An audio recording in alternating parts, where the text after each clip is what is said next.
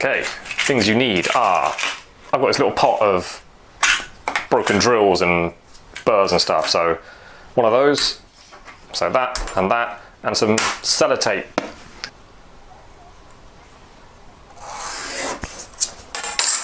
So just cut this out.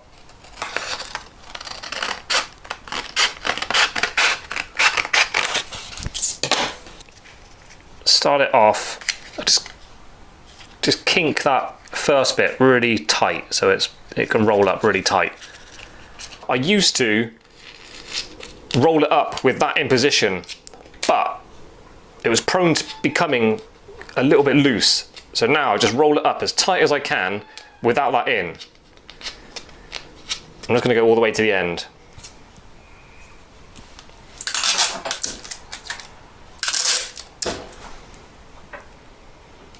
Tape, you can let it go over the edge, you can just cut that off after. Pull it nice and tight.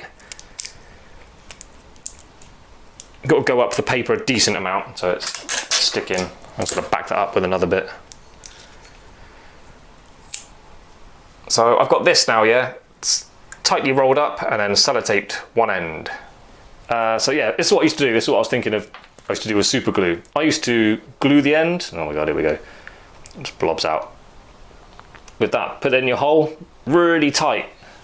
Where's my hammer? And I literally hammer it in.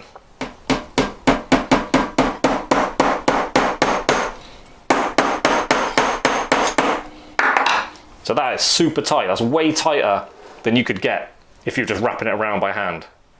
While the glue is still a bit liquid, make sure it's nice and straight. You don't want to be using that and it's kind of wobbling everywhere when it's spinning. So try and get it really straight if you can. If you rolled it up a little bit messily and you don't like that end, I don't think it matters, but you can easily cut through it and just get the end nice and sharp again.